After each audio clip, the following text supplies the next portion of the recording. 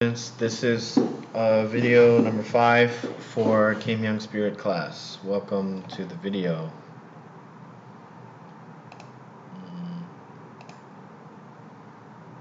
Okay. So this is the week of Chuseok. I'm not gonna give you an assignment this week. I just want you to kind of relax and take it easy and recover a little bit.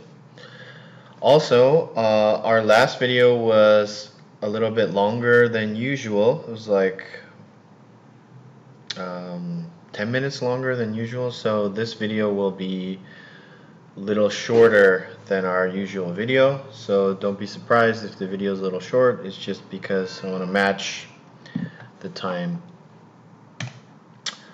Alright, so review of last week. In the last video, we looked at the philosophy of KMU. We learned that KMU has 3 spirits that are kind of the foundation of the the philosophy of KMU. The 3 spirits are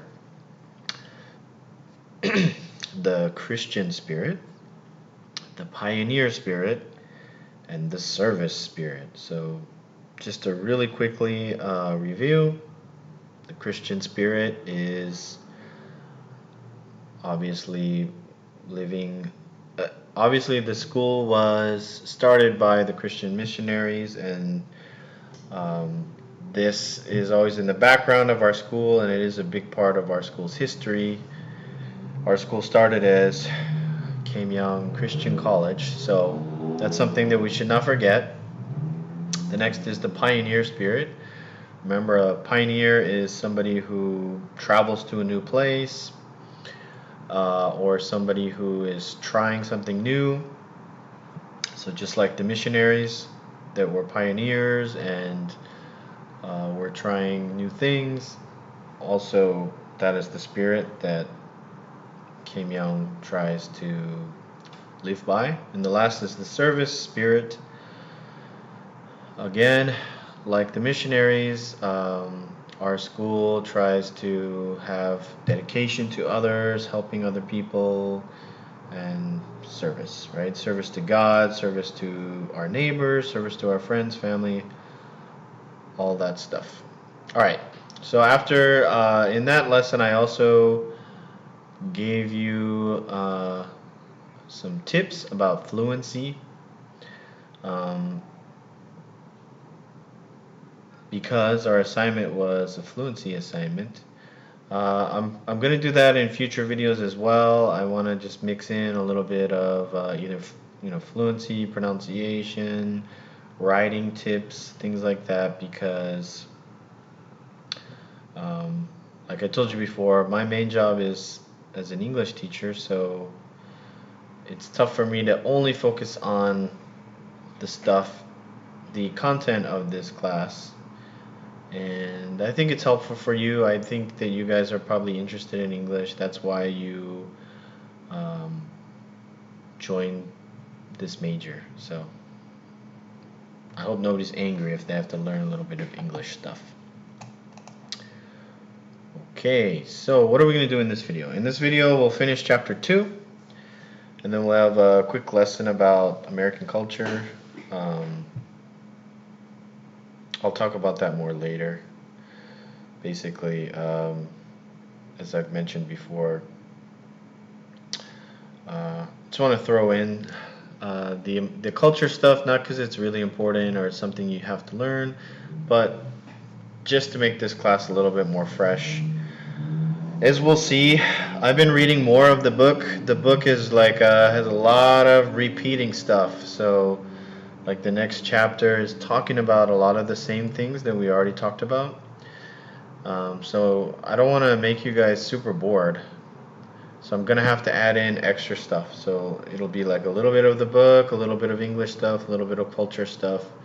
Just because we need 45 minutes per week.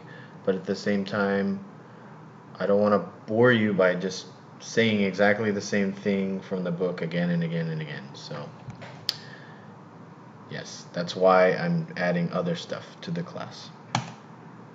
Okay, so um, in section, yeah, so we learned about the three spirits and we talked about it, but there are also four virtues that should guide KMU students and staff. So the spirits are like in the background and kind of affect the whole philosophy of the school, but these four virtues are something that we should keep in our mind, and it should affect our behavior, the way that we act. These four are cleanliness, honesty, frugality, and fusion. These virtues were modeled after the missionaries that came to Korea to spread Christianity. So, in making these four, when making these four virtues, they were kind of looking back and thinking about the missionaries and what great things that they did, and not just the missionaries, but other important world figures, and as well as the presidents of Kmu University. So we'll see that all of this in the next few slides. So let's talk about cleanliness first.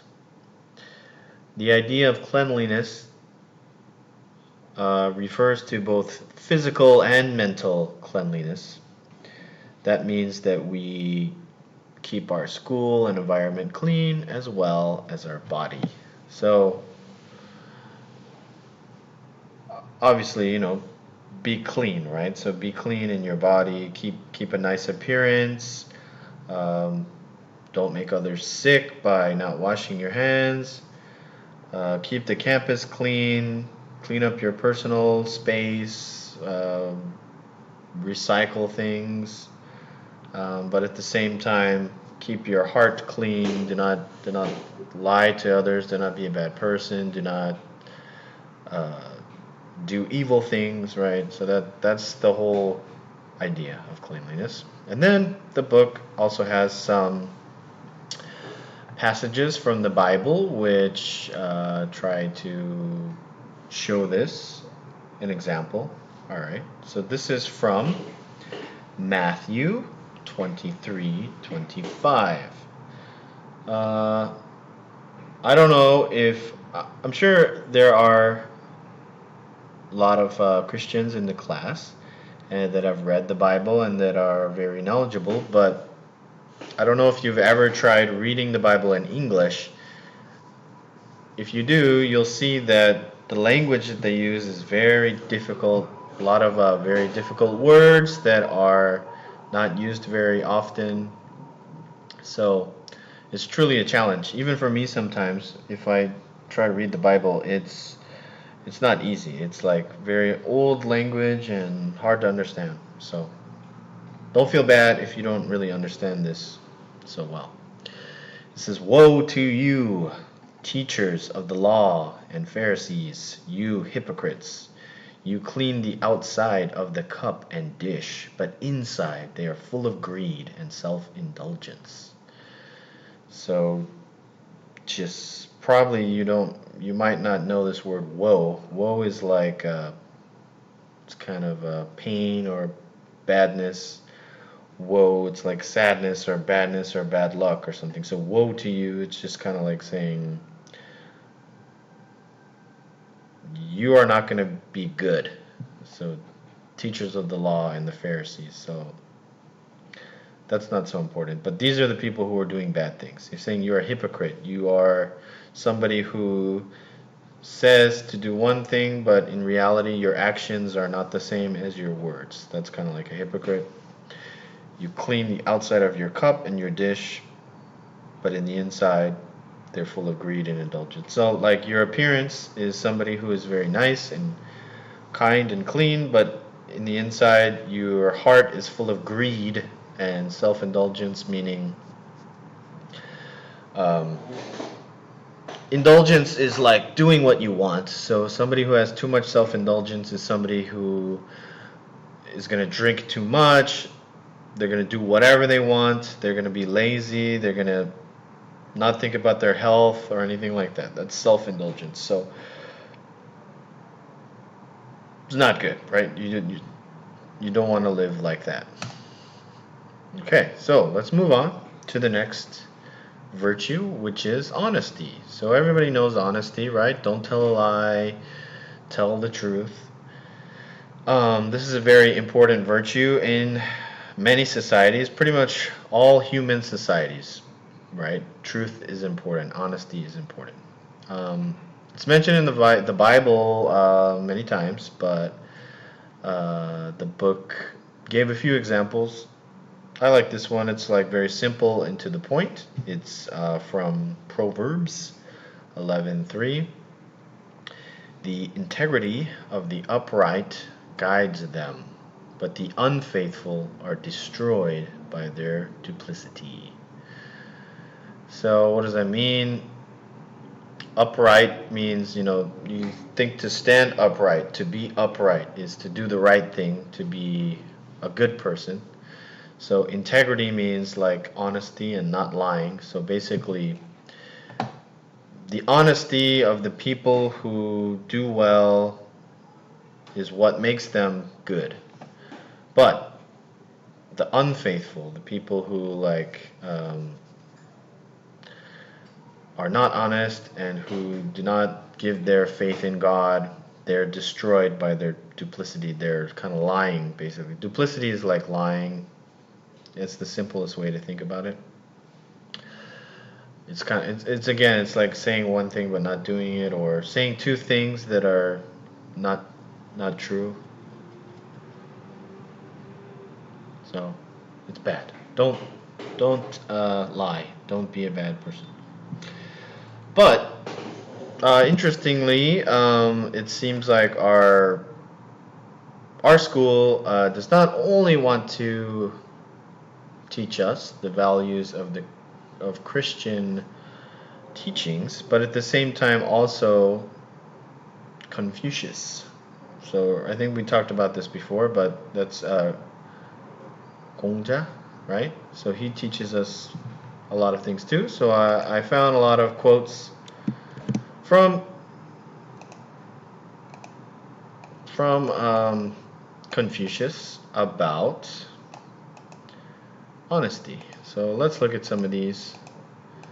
Confucius, was a very wise man and has really good quotes. So let's see what he said. A superior man is modest in his speech, but exceeds in his actions. So what does that mean? It means that a great man is modest when he talks. He doesn't talk about great things, but his actions are really amazing and awesome, basically. Su Zhang asked Confucius about Zen. Confucius said, if you can practice these 5 things with all the people, you can be called Zen. I'm guessing Zen is like some great, amazing person or something. Su Zhang asked what they were. Confucius said, courtesy, generosity, honesty, persistence, and kindness. If you are courteous, you will not be disrespected. If you are generous, you will gain everything. If you are honest, people will rely on you. If you are persistent, you will get results. If you are kind, you can employ people. So, very important virtues that every person should have. If you keep all of those virtues, then you can be great because people will trust you and they will want to help you to achieve your goal.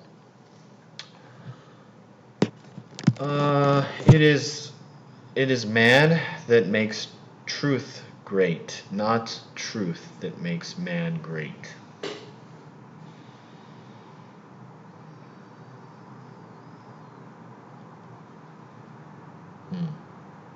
I don't know. I'm not sure what that means. Sorry. If either wealth or poverty are come by honesty, there's no shame. Okay, so if you become wealthy by being honest, then that's great. You don't have to be ashamed or feel bad. If at the same time you kept being honest, but that caused you to be poor, then at the same time you should not feel bad about that. So, like, basically saying money or wealth is not the important thing in life, but just being an honest person is the important thing in life. That's cool. I like that.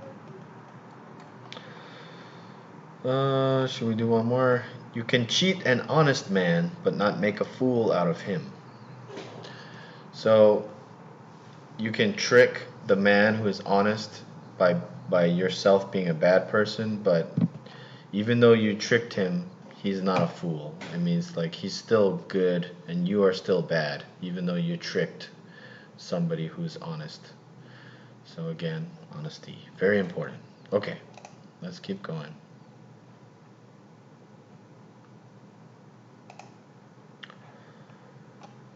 All right. Frugality, frugality. So frugality, being frugal means to not waste money and to live within your means. So to not spend more than you're making, basically. So a frugal person is a person who saves their money, who doesn't doesn't waste money on things they don't need and all that stuff. Um, the book doesn't mention too much about it, but as we'll see, many presidents of Kim University have been very frugal, as well as the Adams family was very frugal. So a lot of very important people who helped to establish Kim University were very frugal people and didn't like to waste money. And you will see that frugality is very important, and it's something that we should try to follow as well. Okay.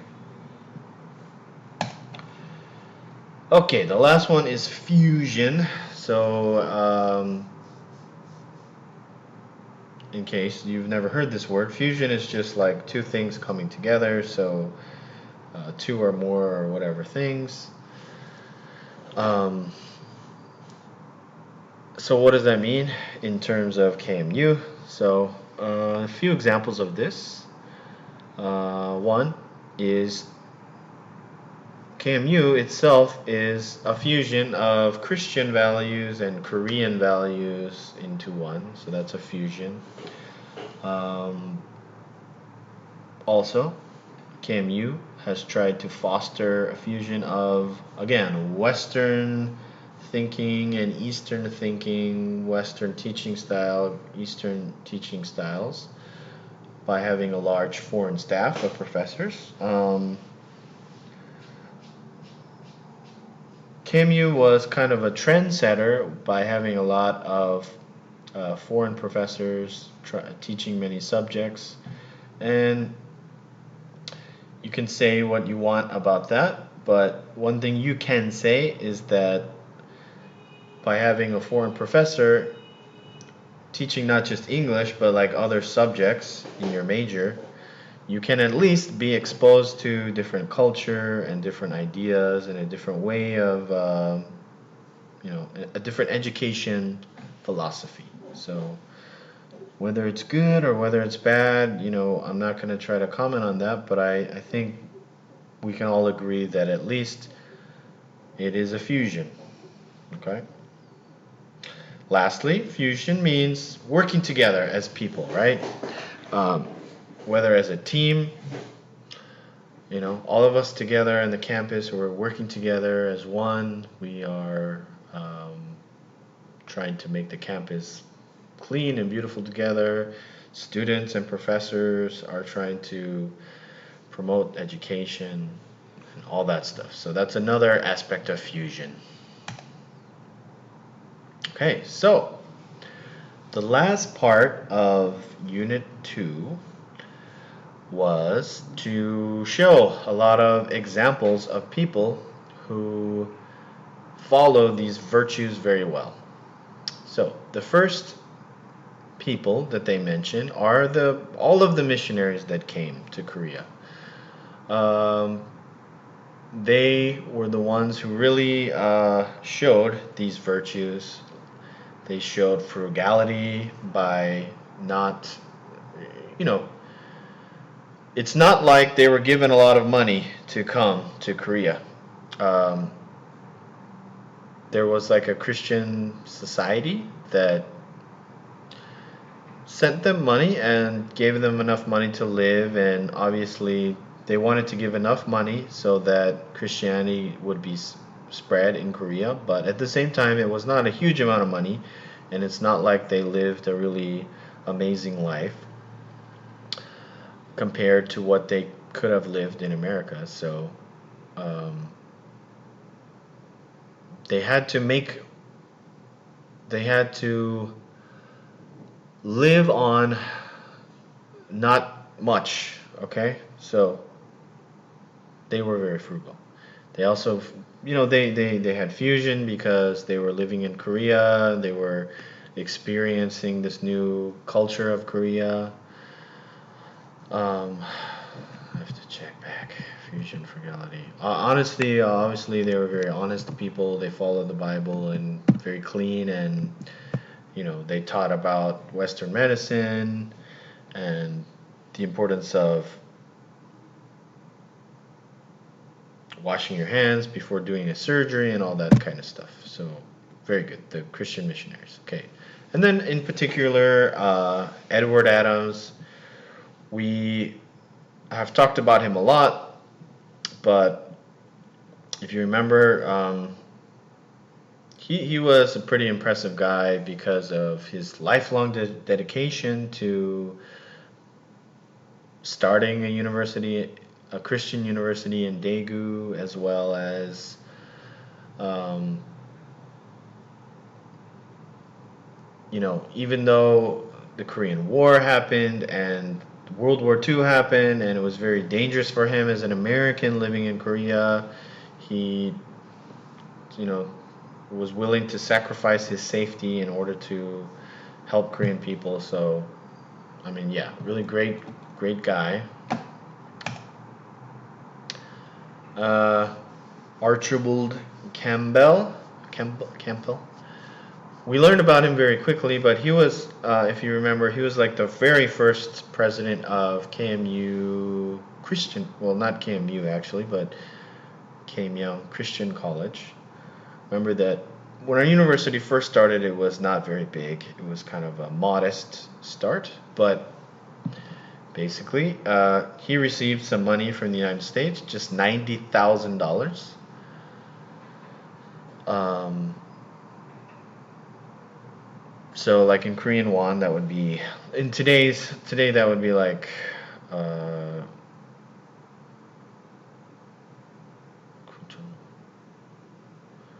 9,500만 won or something like that. Okay, so like it's not that much, right? To start a whole university, because he had to buy the land and all that. But obviously, Korea was very cheap at that time to buy land, things like that. So after him, there was Shin Tae-sik. He was the one that took over. Remember, we said that when Park Chung-hee became the leader of Korea, he said that foreigners should not be the leader of any organization in Korea. So he took over. Edward Adams stepped down, and Shin Tae-sik uh, became the leader of KMU. He was a very frugal man and tried to never waste any money as well. He dedicated a lot of his time helping orphans. Like a lot of children were left without parents after the Korean War, and he dedicated a lot of his time trying to help those kids to find new parents and to make sure that they had a good life. So, sounded like a very good man and really dedicated his life to others. And then Shin Il-hee, our current president, the book mentions that whenever he travels, he tries to stay at the cheapest possible accommodation, and he watches the whole university and makes sure that money's not being wasted. So, great guy, our president. Okay.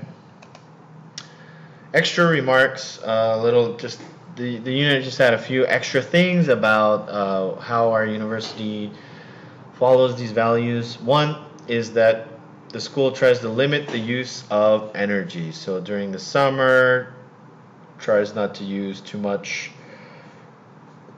air conditioning.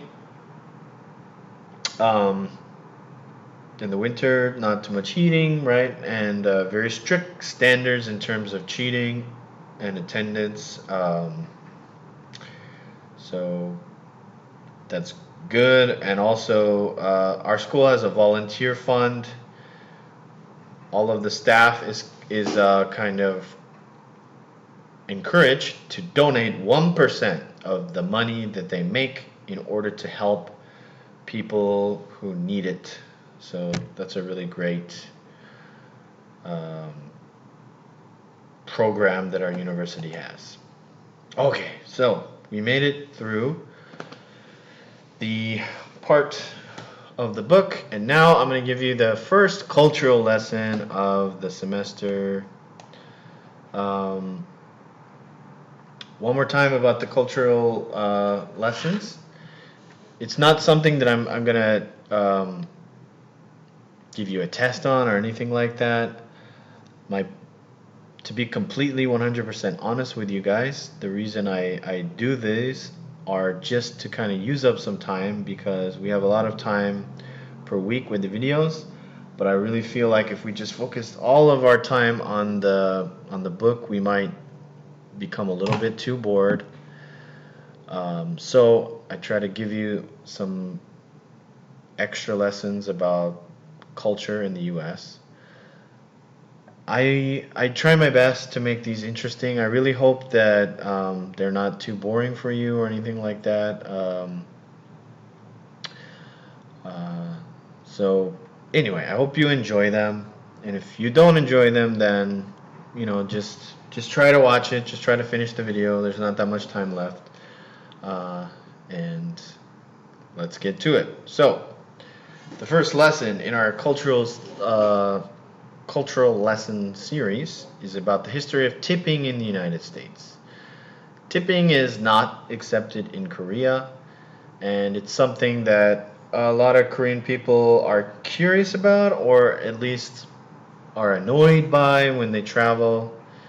I know my wife really, really hates tipping. Like, she always complains about it a lot when we tip. Like, she says, "Do we really have to tip this person? Like, even this guy, we have to tip." Like, she gets very annoyed. So, I thought I would just give you a little bit of background about it. Okay, so, and just I should put a quick disclaimer. I just want to tell you guys that I am not any kind of expert on the history of the United States or anything like that. Remember, my major was just about English and criminal science, so I'm not an expert, but um, I found all of this information on Google and things like that. So if I make any mistake with information in the video, I apologize. And again, it's just for your enjoyment, and hopefully it might encourage you to do your own research as well. So, according to Time magazine, tipping started in the United States around 1850 to 1860. So before that, tipping was not really commonly practiced in the United States. According again to this magazine article, what happened was around this time, wealthy Americans were visiting Europe and noticed that members of the royal class would give money to servants who did their job well. These Americans wanted to feel like royalty as well, so they brought this practice back to America. At the time, Americans who were not rich hated tipping, and many people were against it.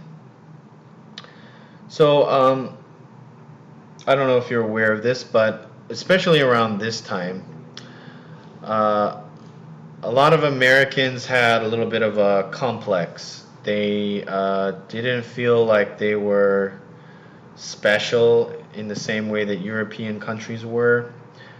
The European countries had a very long history, and a lot of great scientists and uh, most of the great writers and artists and composers were all from Europe, and America had not really shown um, that much in those fields, right? So a lot of Americans were a little bit jealous maybe of Europe. So the rich Americans who went there again, like it's mentioned here, they I think they wanted to feel like they were something special, like they were a king or a prince or a royal. So they wanted to like give money to people who were lower than them to show that they were something great. But again, this was not really popular, and the average American person still at this time did not really wanna use tipping. Okay, so how did it become more popular with like the average Americans? So this is something that I was not even aware of when I read the article. I was surprised by this. But what happened was, after slavery ended in the United States, many former slaves needed a place to work. So I'm sure you guys are aware that slavery of black people was legal in the United States until the year 1861.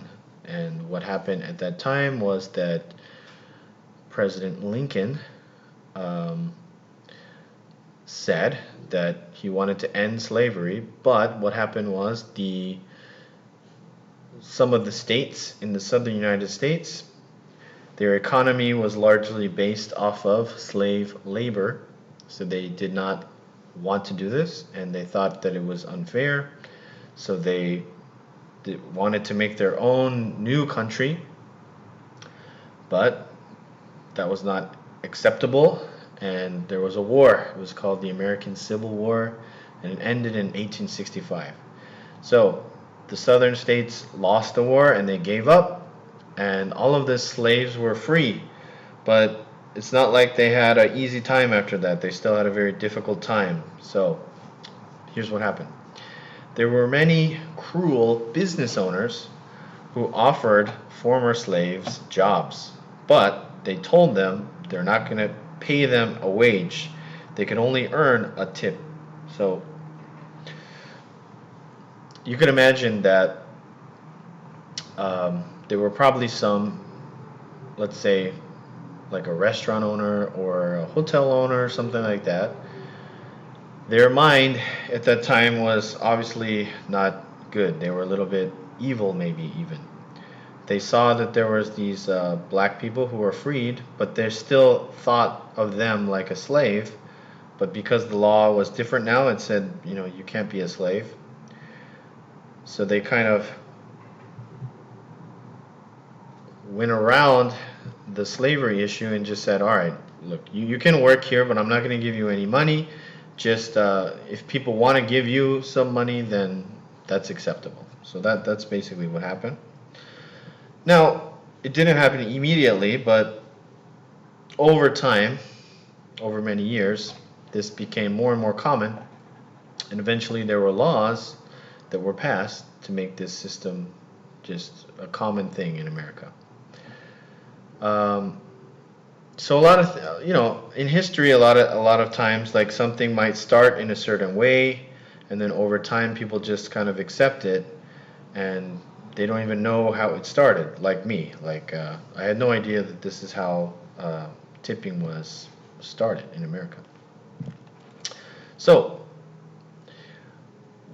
while most places in America have a minimum wage law, these do not apply to many workers who get tips. So let me try to explain this quickly. Usually there's a minimum wage law, right? So meaning like the smallest amount you can make in 1 hour is, let's say, $10, okay? But for certain jobs like a waiter at a restaurant or a waitress or like a hair cutter or like whatever, like there are several jobs, the minimum wage law does not apply. So the owner can pay them like a really low amount, let's say like $1 per hour is just the base pay, but at the same time they get extra money from tips. So that was just the commonly accepted way that things were in America for certain jobs. Okay. Now, you might ask, why do people tip, right? Like tipping is supposed to be actually an optional thing, but pretty much everybody tips. So one, most Americans know that tip workers make a very low hourly wage. So um, most people feel very guilty. Like we're taught from a young age that it's the right thing to do, that you're supposed to tip. So not tipping just feels bad. Like I hate tipping too, but there were a couple times where I didn't bring enough money, or something happened where I didn't have enough money to tip, and I felt really bad about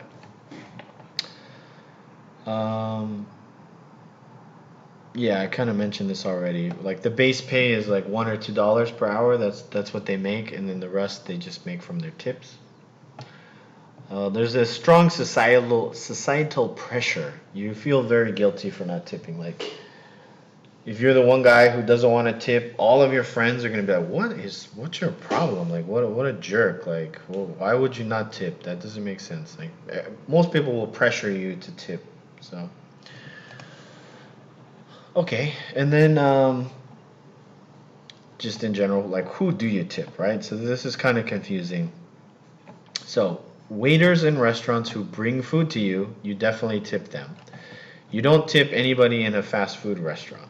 Okay, so don't tip them.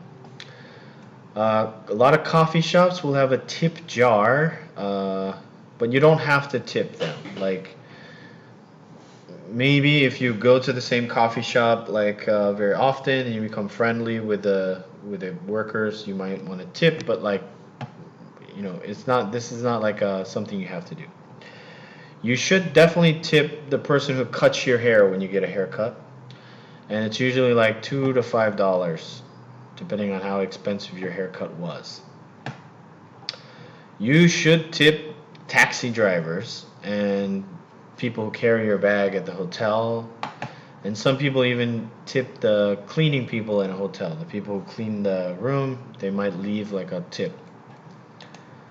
Um, just so you know, like again, tipping is supposed to be optional, but it's really not in some cases. A lot of taxi drivers will get very aggressive with you if they don't like their tip. Like in America, a lot of taxi drivers are guys who are either immigrants from another country, or maybe like a little bit like tough guys, little kind of scary guys. So like if you don't give them their tip, they're gonna like yell at you and say, what the fuck's your problem? Why don't you give me a tip? Da, da, da, da, like really fight with you over tips and stuff.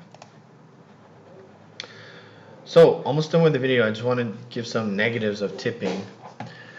One, it's very unfair to people who work in restaurants that are not the servers. So like let's say in an expensive restaurant, the server is going to can make a lot of money from tips. Like it will really boost up their average income. But the cooks and what did I say, servers? Like the bussers, like the people who just clean up the table, and the people who I meant to say host, the people who kind of say hello, nice to meet you, sit down here.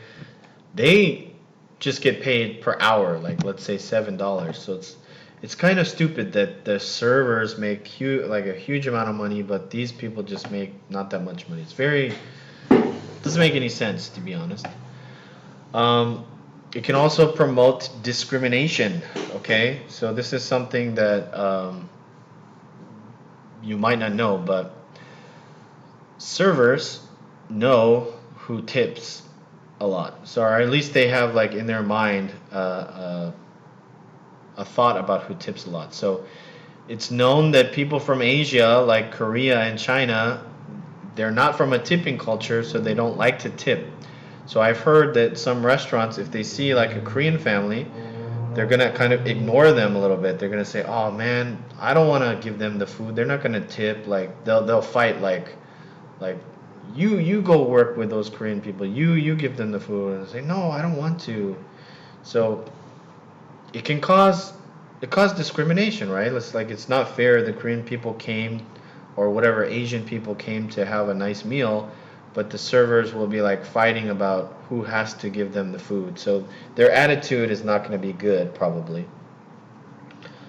Um, Also, like black people, there's also like a little bit of a discrimination about them too. Like for some reason they think black people don't tip as well. So same thing again. Like the servers will not want to give them good service because they think they're not going to get a good tip. So usually the servers are really nice to the people who they think are going to give a tip, and they kind of ignore the people who they think are not going to give them a tip. So like, just so you know, the people who tip the most on average, there have been studies, are like single businessmen. They like will tip a lot because they're kind of competitive with each other and they want to give a big tip. But like people from Asia, black people, like families with a lot of children are not going to tip, and just like a group of women only will not tip as much. So they can get ignored in the restaurant. Oh, the video's a little longer than I thought. Sorry, guys. This is the last slide. Okay, so what's the future of tipping in America? It's hard to predict what will happen. It seems like the minimum wage laws are going up, and therefore tipping might disappear, because if the minimum hourly wage is high enough, there's no need to tip. Um, so if the price of food becomes too high, then people will probably just stop tipping naturally, and it'll be more similar to Korea. And I think that's good. I'm good with that. So that's the video. I hope you guys have a nice Chuseok holiday, and I'll see you again next week. Bye bye.